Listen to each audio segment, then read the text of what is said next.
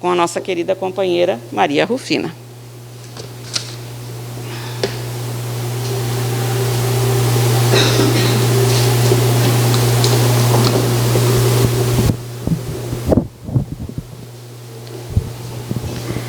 Boa noite a todos. Estão me ouvindo bem? Bem, esta é uma noite, para mim, de muito significado. É um retorno. Nesse período de pós-pandemia, é a primeira vez que eu retorno para a reunião presencial. Nós passamos um momento de imersão em lives, aprendemos muito com a tecnologia, tivemos que lidar com todas as plataformas, isso foi muito bom. Todo período adverso, ele traz algum ensinamento positivo. Mas assim, qual minha avaliação das palestras online? Não tem o olhar de vocês, não tem a energia, não tem a aprovação, não tem a troca. Então a gente está fazendo a palestra, mas é como se fosse você e a parede. Aqui, que saudade que eu estava. Porque aqui a energia que vocês transmitem para a gente vai alimentando o estilo que a gente vai falando, o ritmo da nossa fala, alguma coisa a mais que um olhar traduz para a gente, um insight, uma fala. Então isso fez muita falta. E eu tinha certeza que a comodidade de estar em casa não ia superar o retorno de vocês aqui. Porque nós somos seres sociáveis. Estar junto, trocar ideias, trocar impressões, faz parte do nosso desenvolvimento. Ainda não podemos nos abraçar, mas se Deus quiser, em breve também faremos isso com muito carinho, com muita fraternidade. O Roberto, dessa vez, ele me deixou livre para escolher o tema. E eu pedi o poder da vontade. Eu acredito que você tenha ficado, assim, até certo ponto, curioso, né? O que Rufina vai trazer com esse tema? Na verdade, todos nós passamos por momentos na vida em que nós precisamos pegar firme no leme da nossa embarcação, segurar firme e manter na direção, para que a gente não naufrague diante das adversidades, diante das dores. Então, nesse período de pandemia, eu me dediquei muito ao estudo da filosofia, que é um braço da tríade da doutrina espírita. E a minha motivação com essa palestra era desenvolver um tema sob o ponto de vista filosófico. A vontade é esse leme, porque as paixões, as emoções, os desejos, eles são o vento que vão bater na vela dos barcos das nossas vidas. Mas, se nós não mantivermos firmes a direção que nós queremos dar à nossa embarcação, nós vamos sair de uma rota segura, né? Vamos sair de um oceano tranquilo. Não chegaremos a esse porto que nos aguarda. Se nós deixarmos nos levar pelas tristezas, pelas dores, pelas desilusões, pelo luto, e simplesmente deixar o nosso barco entregue aos ventos da própria sorte, nós iremos bater nos rochedos. Então, a vontade é essa potência da alma que nos faz segurar firme no leme da nossa embarcação, independente do tamanho da tempestade. Então, a minha motivação era trazer para vocês um estudo sobre o poder, a força poderosa da vontade em nossas vidas. Aqui a gente tem a tríade do Espiritismo. Vou fazer uma retrospecção aqui da minha trajetória. Quando eu iniciei na doutrina espírita, eu era uma estudante de medicina, que procurei um professor da faculdade porque eu estava cheia de curiosidades dos livros espíritas que eu comecei a ler, vindo de uma formação católica. E aí eu fui numa reunião de estudos que ele estava estudando Evolução em Dois Mundos, professor Dalto Vassalo, muito querido. A partir do primeiro encontro nesse grupo de estudos, o Espiritismo nunca mais saiu da minha vida. Mas eu fiquei nesse limbo, comecei a dar palestras e sempre assim, me pediam temas, medicina, espiritismo, ciência, espiritualidade, alguma doença, estava sempre na minha zona de conforto, aqui no campo científico. Tempos atrás, uma questão de uns 6 anos, Roberto e o pessoal aqui do Tomé me chegou com um pedido para eu colaborar nas palestras da terça-feira, preparando capítulos do Evangelho segundo o Espiritismo, que a gente precisava trazer o Evangelho para as doutrinárias. Na época, eu fiquei apavorada. Falei, meu Deus, tema evangélico, primeiro, é uma saia justa, porque primeiro você tem que se situar, se avaliar, transmitir um tema evangélico com pureza doutrinária é uma responsabilidade muito grande. Mas eu encarei o desafio. Então, aí eu fui para o aspecto religioso. E durante 6 anos, a gente esteve aqui, terminava, a gente começava de novo, voltando diversas vezes nos capítulos do Evangelho. E eu sou muito grata à espiritualidade por ter me permitido desenvolver essa tarefa.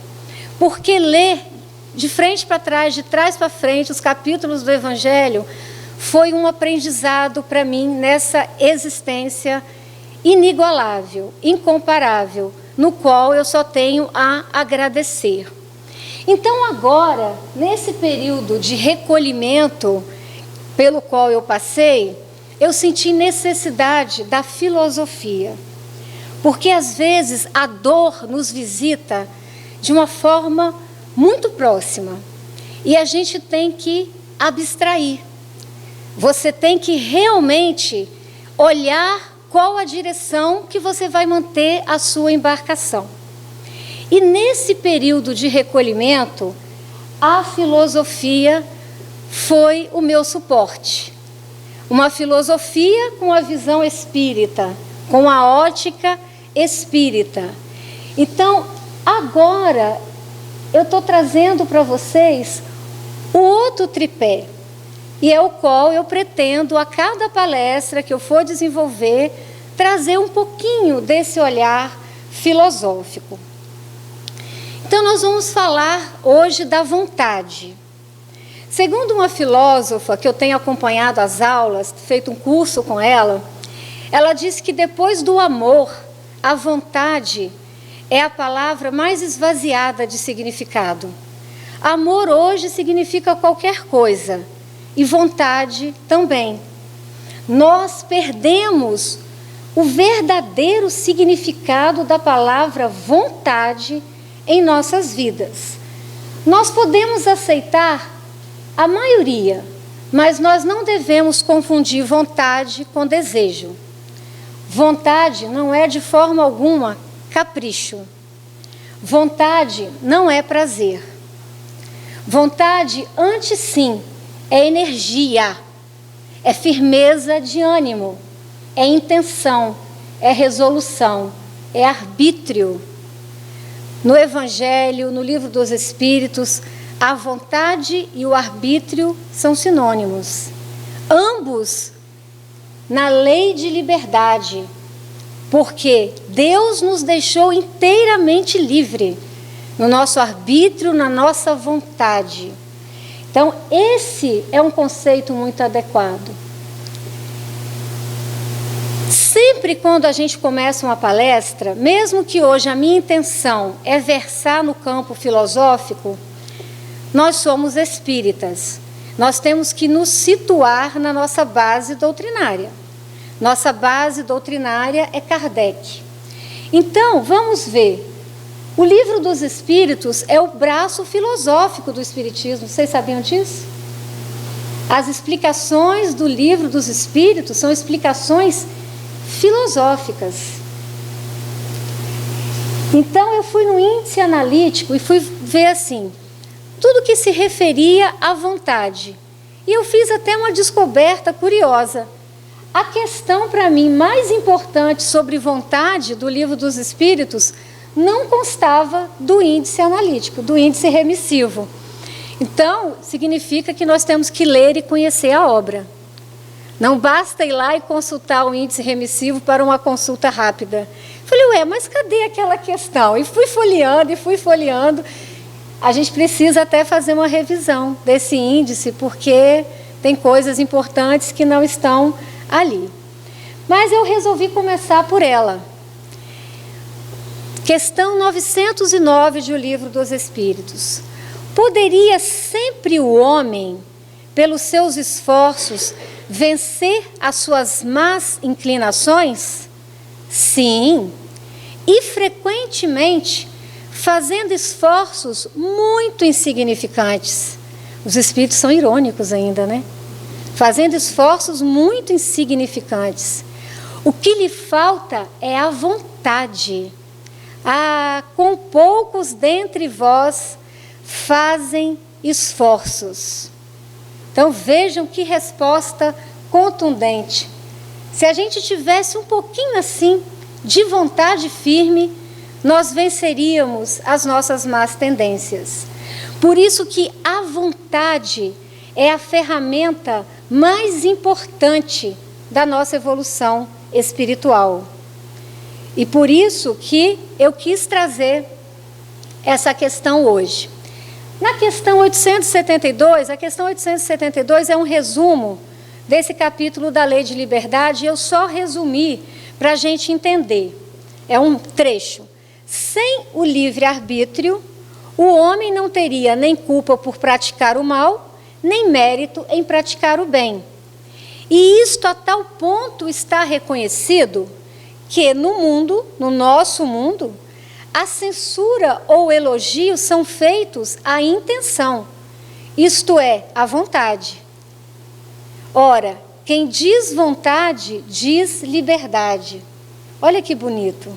Nós somos livres para direcionar o leme da nossa embarcação na direção que nós quisermos. Por isso é necessário conhecer a direção certa, saber que águas nós vamos navegar e exercitar, desenvolver uma vontade firme.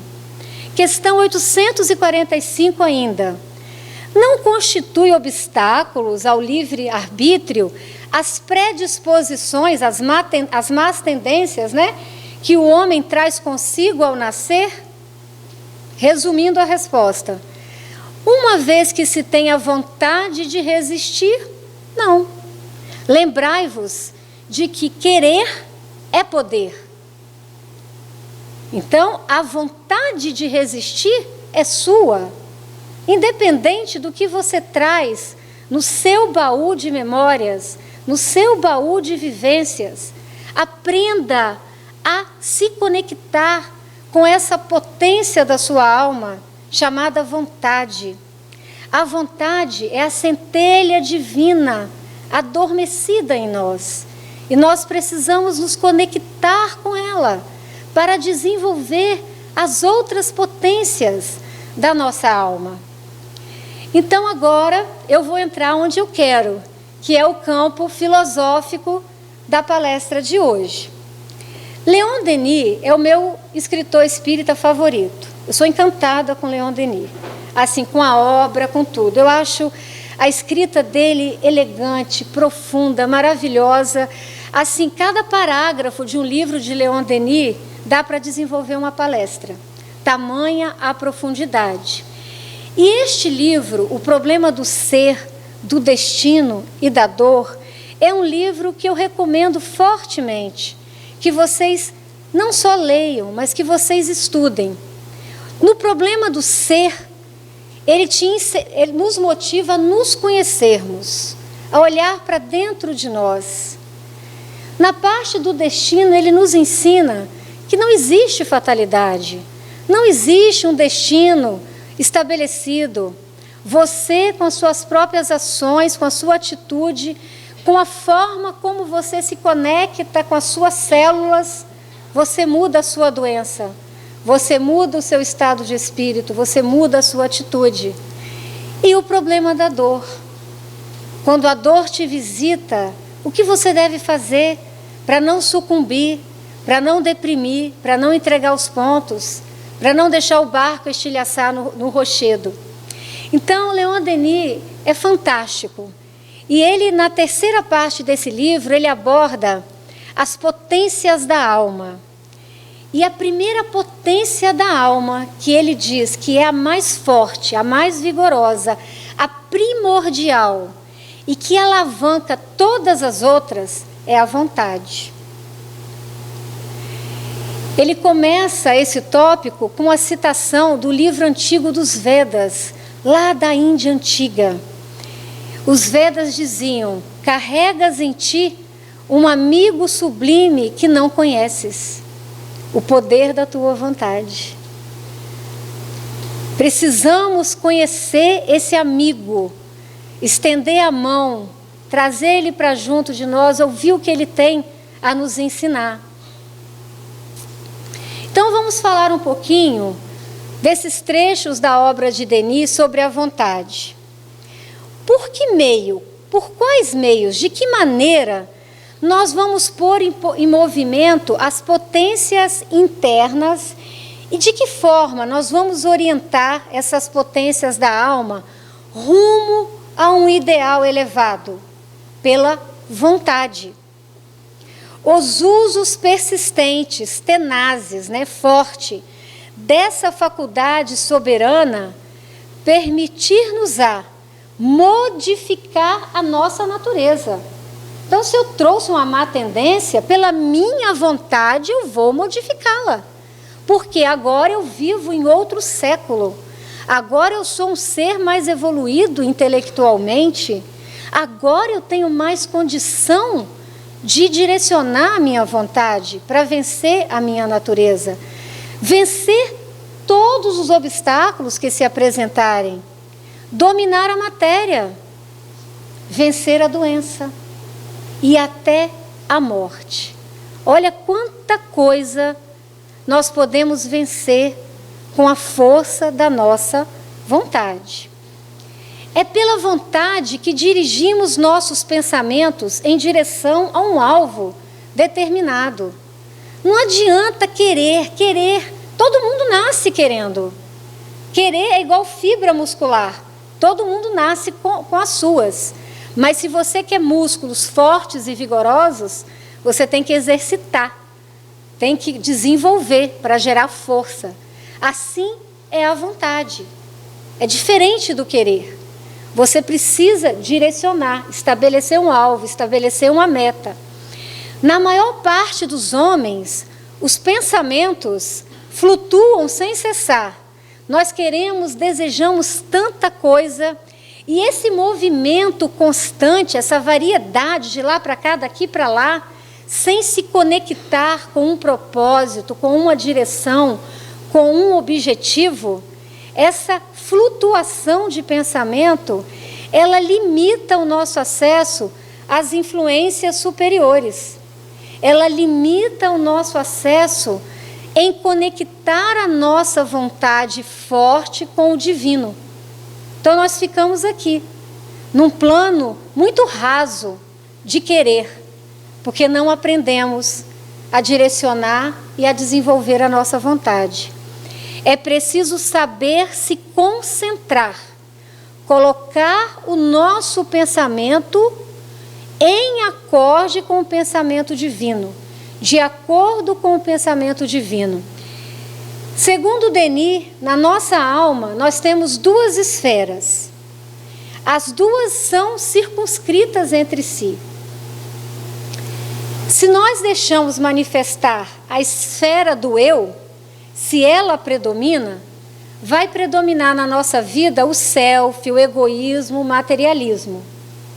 Mas se nós olhamos, ele diz assim, mas se você mergulhar na escuridão do seu ser, fechar os olhos na escuridão do seu ser e se recolher no seu interior, luzes vão começar a se acender.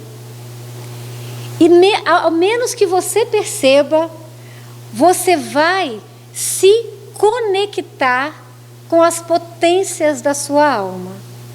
Isso é muito bonito.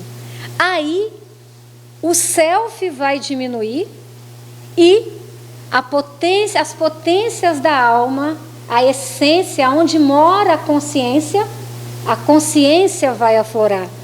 Porque você parou de flutuar no pensamento. Você encarou a zona escura do seu ser e você conseguiu enxergar a luz lá. E dessa luz, você descobriu aonde está a sede da sua consciência. E daí você vai desenvolver as potências da sua alma. Gente, está muito difícil? Estão conseguindo acompanhar? Estou bem empolgada hoje, hein? Eu retorno.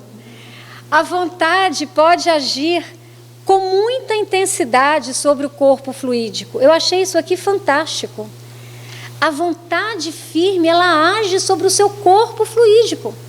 É por isso que, às vezes, quando a gente enfrenta um câncer, como eu enfrentei, você tem que estar conectado com a sua vontade, de olhar para frente e dizer, tudo vai ser melhor, porque eu quero melhorar, eu quero vencer.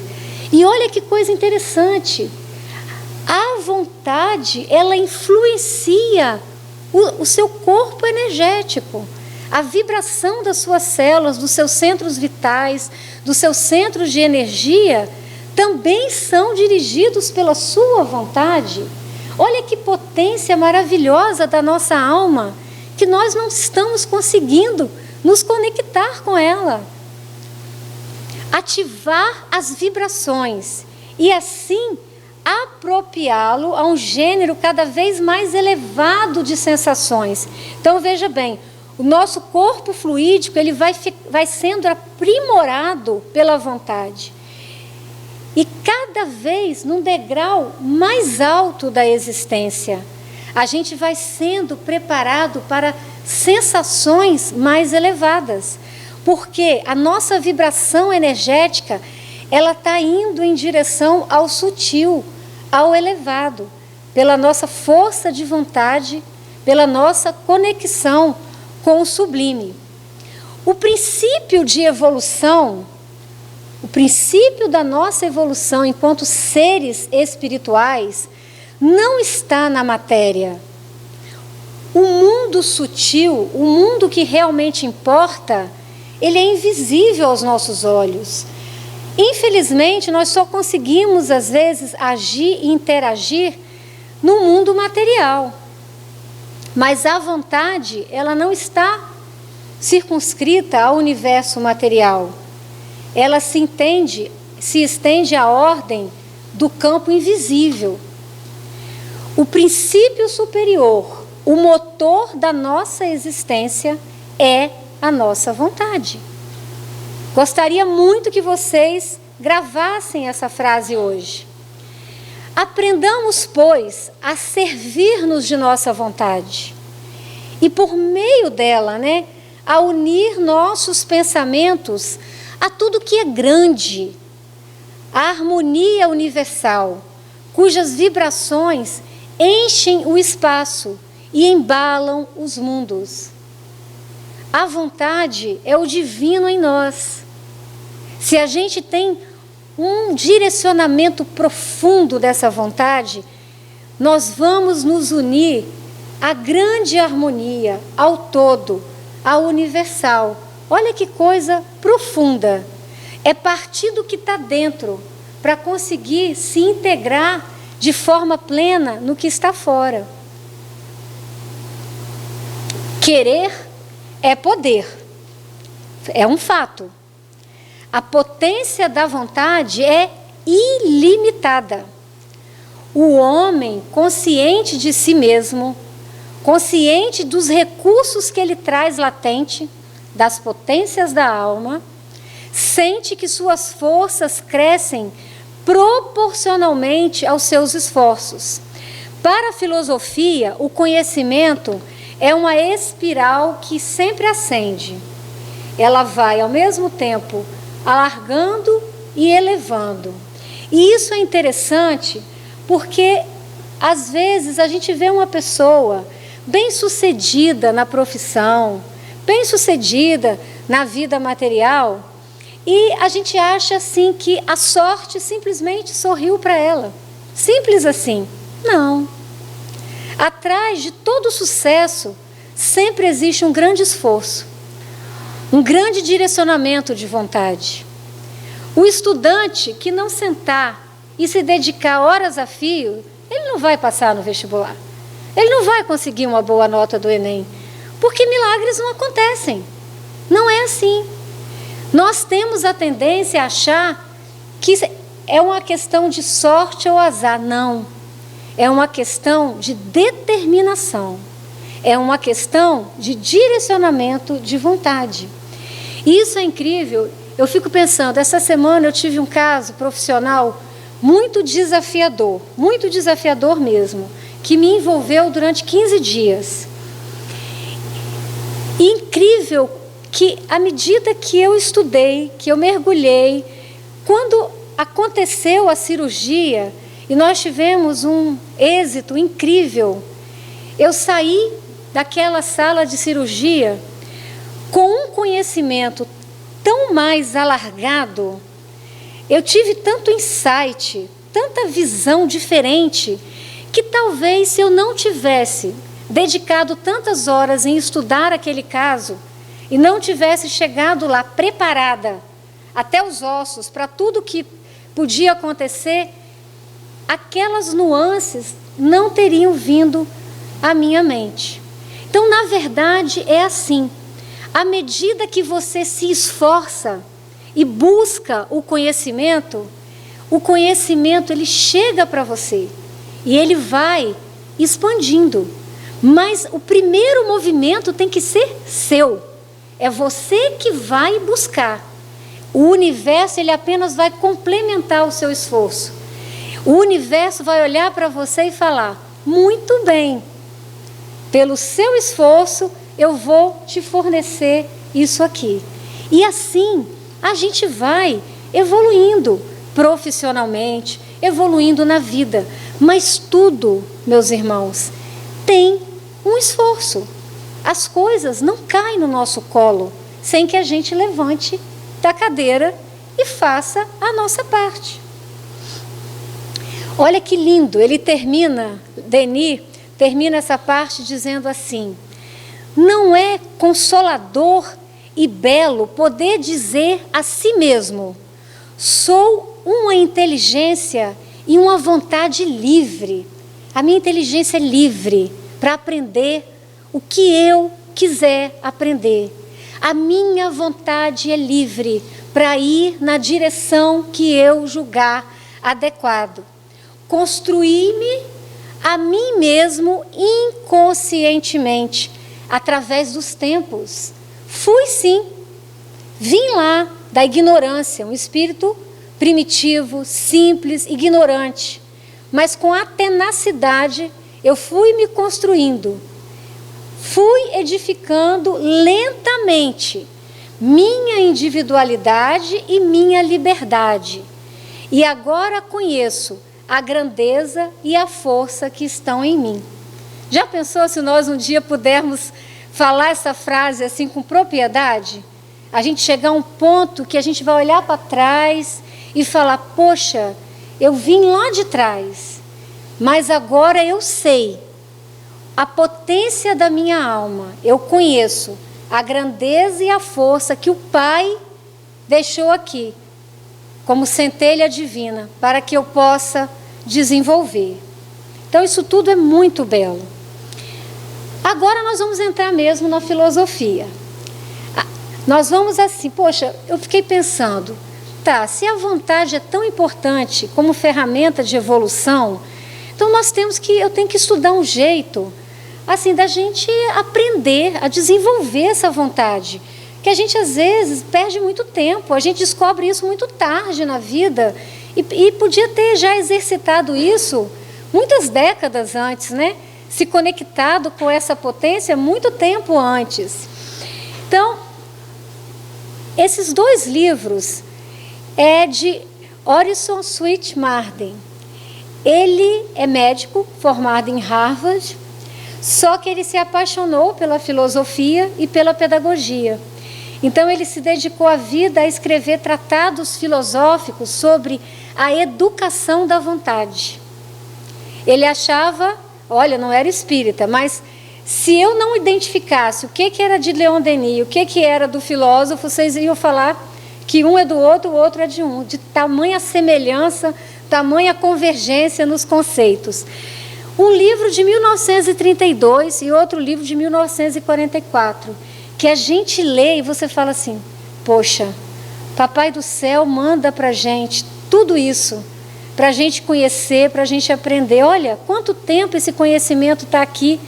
A gente é que não busca, que não vai atrás. Então, nós vamos agora aprender como que eu disciplino a minha vontade. Ah, Rufina, mas agora eu já estou muito velho, agora vai ficar para a próxima encarnação. Mas não tem problema. Você tem filho? Você tem sobrinho? Você tem neto?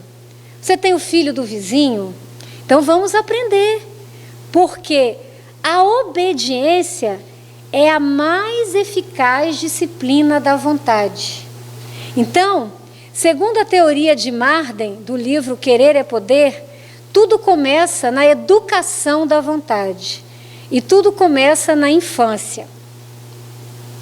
É necessário despertar e estimular em todos uma vontade consciente, vontade com consciência, para que, conscientemente, numa multiplicidade de ações inteligentes, benéficas e generosas, imprimir um novo estágio de civilização em toda a humanidade.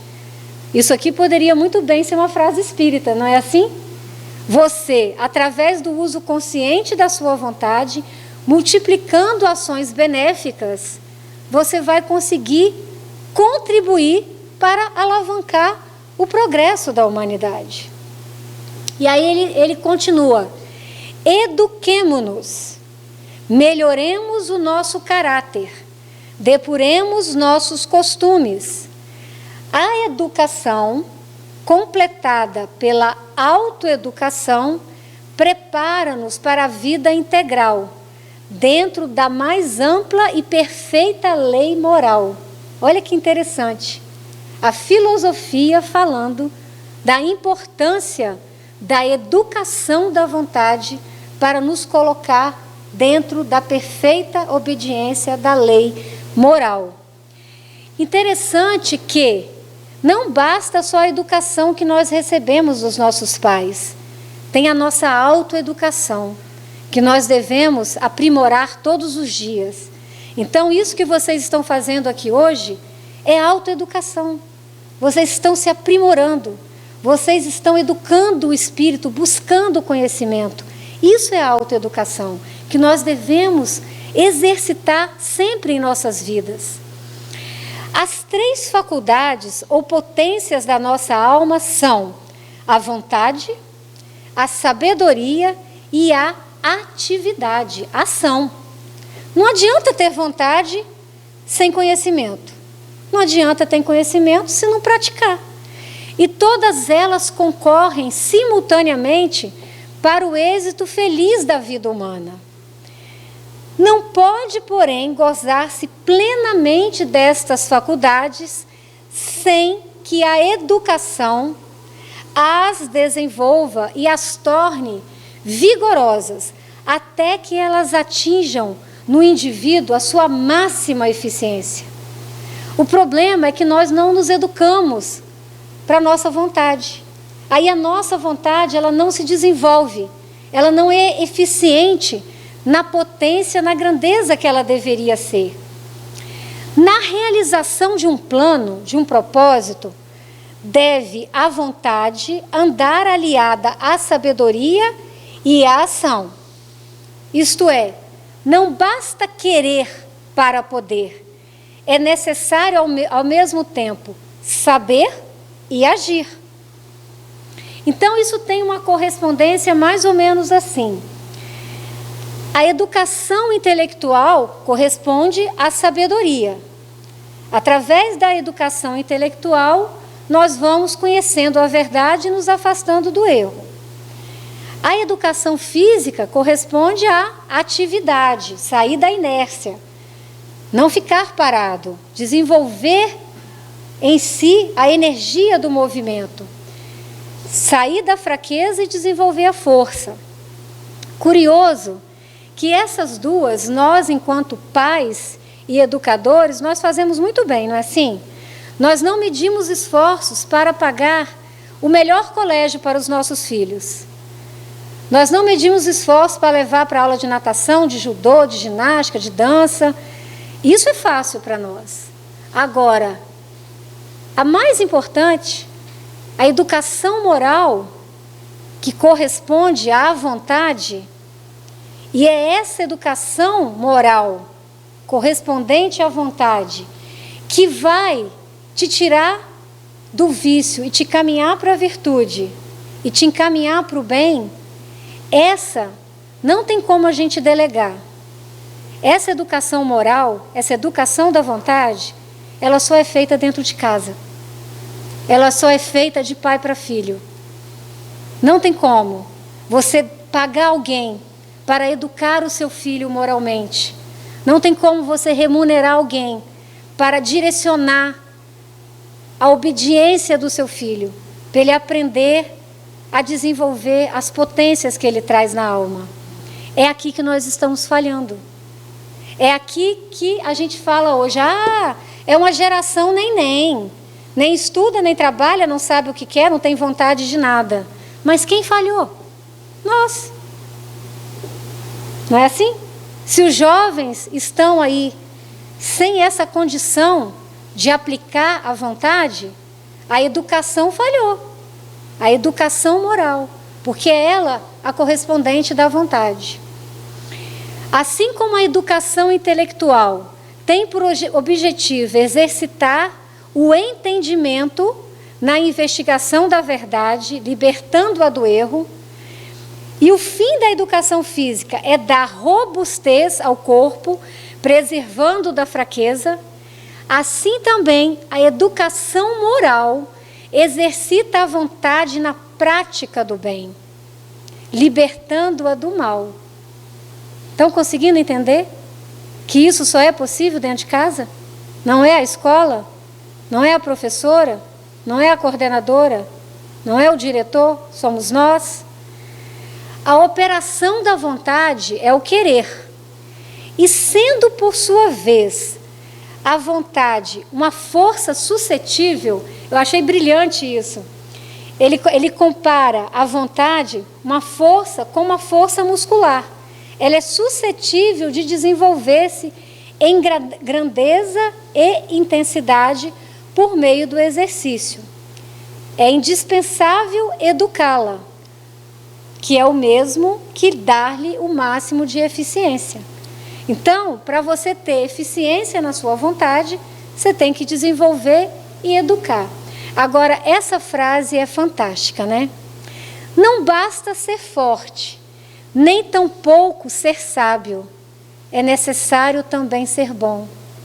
Então, não basta que o nosso filho seja um prodígio, não basta que ele seja um atleta, ele precisa ser moralmente bom. Estão entendendo? Como que a coisa, o buraco é mais embaixo? Se nós queremos um mundo melhor, não é culpa de ninguém lá fora?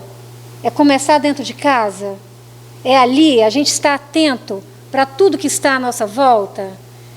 Porque se nós agirmos assim, futuramente, nós teremos bons políticos, bons administradores, bons médicos, nós teremos tudo de bom. Mas, primeiro, tem que ser bom na alma, no caráter, na vontade. Aí ele vai mostrar para a gente agora como esse processo se dá na criança. A vontade da criança, como tudo que nasce para a vida e começa a entrar em ação, se manifesta de forma inquieta, volúvel, inconstante, né? É um desejo inconstante, é o reverso da vontade. Então, É por isso que a vontade na criança precisa de 3 coisas. Disciplina que a fortaleça. O seu filho não vai ficar magoadinho com você se você chamar a atenção dele. A criança não fica magoada quando ela é repreendida. Mesmo repreendida, ela volta e acaricia o seu educador. Porque no íntimo dela, ela é um espírito que entende que precisa ser educada. Então não precisa ter medo, não. O seu filho não vai ficar magoado se você der a ele disciplina. Essa disciplina vai torná-lo forte para a vida, resiliente, fazer com que ele não desista, que ele não vá pela janela do suicídio na primeira dificuldade. E você não precisa ter medo, não. Pode chegar junto, pode disciplinar. Apoio. Ele precisa saber que você está ali, do lado dele, presente, que ele pode contar com você todas as vezes que precisar. E a bússola que o oriente, o conceito, o caminho, a direção correta. Então, a vontade na criança precisa dessas 3 coisas: disciplina, apoio e direção. Logo que, durante a infância, a vontade fique disciplinada por meio da obediência, começa o segundo período da educação, durante a puberdade. Segundo esse filósofo, a gente nunca deve barganhar a educação a obediência dos nossos filhos. Não, se ele obedecer, ele tem recompensa. Se ele desobedecer, ele tem castigo. Isso é errado, porque ele vai acostumar na vida a sempre esperar recompensa e castigo e não vai ter julgamento próprio. Ele tem que aprender que ele precisa obedecer na hora que tem que obedecer. Quem é o mais sábio daquele núcleo familiar? Os pais. Quem tem mais vivência? Quem sabe a direção? Então, não tem que barganhar recompensa ou punição. A obediência tem que se estabelecer pela lucidez da obediência, não por ganho nem recompensa. E ele diz que quando chega na puberdade, aí nós já temos que dar um passo atrás. Porque o adolescente, ele precisa já se sentir um pouco mais livre e começar a sentir para onde está fluindo a vontade dele. Porque a gente fala assim, não, eu acho que você tem que fazer medicina ou engenharia, porque isso é o mercado. Não, não faça isso. Afaste-se agora.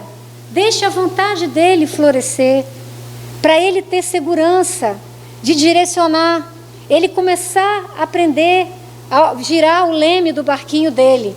Então, na adolescência, o educador tem que dar um passo atrás e observar de perto. Neste caso, convém que a autoridade do educador ceda um tanto o passo à liberdade do educando. Bonito isso, né? Você apertou, arrochou na primeira infância. Você deu a disciplina, você deu o apoio, você deu a direção. Agora está na hora do seu filho adolescente começar a sentir brotar nele. Não sufoque a vontade dele com a sua vontade. Havendo disciplina na primeira infância e direção na adolescência, olha que lindo isso, adquirirá à vontade o suficiente desenvolvimento em plena virilidade para constituir uma poderosa força anímica. Gente, isso aqui é um texto filosófico, mas parece um texto espírita, né? Porque se você segurou na primeira infância, moldou, você deixou fluir na adolescência, quando ele chegar na fase adulta, ele tem todas as condições de deixar essa força brotar, né? Expandir de uma forma poderosa. A vontade será uma força quando, por meio da educação, atingir o maior grau de desenvolvimento. Mas essa força será tão ineficaz quanto o vapor da água espalhado. Já viram uma máquina a vapor do que ela é capaz? Mas se o vapor também está espalhado na atmosfera, não gera força nenhuma.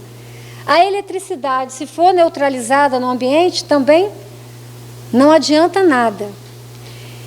Se nós não soubermos aplicar à vontade a obra da nossa vida, também não adiantou nada o nosso esforço. O que adianta eu, Rufina, ficar em casa, ler isso tudo e não vir aqui, tirar um tempinho assim, um tiquinho assim do meu tempo para compartilhar com vocês? Então, a nossa vontade, ela também tem que ser aplicada às nossas atitudes. A nossa vontade, ela tem que frutificar. Ela tem que sair da inércia, tem que sair só do campo das ideias. Ela tem que agir no campo da ação. Entende? É ótimo a gente desenvolver, é ótimo a gente conhecer, mas o que adianta uma força de um motor a vapor, de um motor elétrico, se ele não é aplicado para gerar luz, para girar motor nenhum? A nossa vontade tem que ser aplicada à obra da nossa vida, seja na nossa profissão, seja na nossa família, seja aqui no nosso grupo religioso, que é o ideal que a gente acredita e que a gente quer ver forte, florescer. Quem assim diariamente exercitar a vontade na prática do bem e se abstiver de praticar o mal, chega a adquirir os virtuosos hábitos da economia e da diligência, da honradez e da justiça, da laboriosidade e da prudência, sem os quais é impossível querer ou poder alcançar êxito material e felicidade espiritual na vida. Porque não adianta também ter êxito moral se você tem um espírito angustiado. Eu achei tão bonito isso. É êxito material, mas felicidade espiritual. Não adianta só êxito material. Você precisa estar bem, feliz no seu espírito, em paz com você mesmo. E exercitando a vontade na prática do bem, olha quantas outras potências da nossa alma nós estamos desenvolvendo. Bem, aqui eu trouxe essa imagem para me avisar que eu já devia estar perto de acabar. Mas eu ainda tenho um tempinho. Consegui administrar bem o tempo. Então eu vou falar um pouquinho agora dessa simbologia. Na filosofia é assim: todo conhecimento filosófico fundamental, ele é simbolizado para que seja facilitado o entendimento. Então, no campo filosófico, o símbolo da vontade é a espada. Filosoficamente, a nossa vontade, ela quando é forte, é firme, ela é igual uma espada bem forjada. Aqui, ó, Excalibur. Uma espada bem forjada consegue penetrar uma rocha. Uma vontade firme, um propósito firme, ele é capaz de nos trazer conquistas inimagináveis. Então, essa simbologia da vontade simbolizada na espada é muito interessante. E para terminar, eu vou deixar aqui essa sugestão de vocês assistirem a palestra que motivou esse meu estudo, unindo filosofia e doutrina espírita, da professora Lúcia Helena Galvão. Ela tem um trabalho voluntário numa entidade chamada Nova Acrópole, tudo gratuito no YouTube. E essa filósofa, ela tem palestras, lições maravilhosas. E eu fico muito curiosa, porque assim, ela fala às vezes frases que na minha cabeça são completamente espíritas. Então, aí eu comecei a fazer esse link, né, entre os textos filosóficos e os textos espíritas, e como que tem às vezes frases inteiras que são idênticas. Então, o poder da vontade, né, a vontade, o poder humano da transformação. Eu assisti essa aula e fiquei muito interessada. E ela diz nessa aula o seguinte: Aqui, ó, na cena do filme Excalibur, quando Arthur vira rei, a Dama do Lago sai de dentro das águas e oferece a ele Excalibur. Por quê? A água ali simboliza o plano horizontal, o plano meramente material. Quando Excalibur, quando a vontade está lá submersa, não tem nada acima da matéria. É tudo, é profundidade, é matéria, é horizontal. Agora, uma vez que ele se tornou rei, soberano, a vontade dele tinha que ir acima da matéria. Então ela levanta Excalibur para que ele, enquanto soberano, fosse capaz de conquistas mais ousadas. Eu quero terminar dizendo que nós não precisamos ser um rei político, ser um rei de um reino material.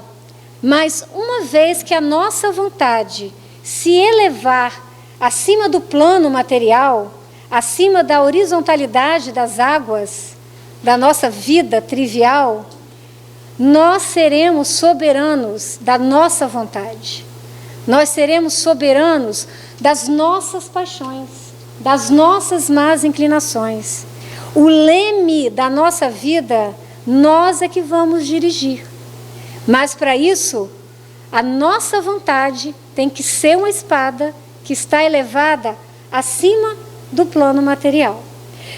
Bem, eu termino essa palestra de hoje. Espero, assim, não ter confundido muito a cabeça de vocês com essa nova fase filosófica, mas eu preparei, assim, esse tema com muito carinho e espero, assim, que vocês retornem para os seus lares e que pensem, que reflitam sobre todas essas reflexões que nós trouxemos hoje.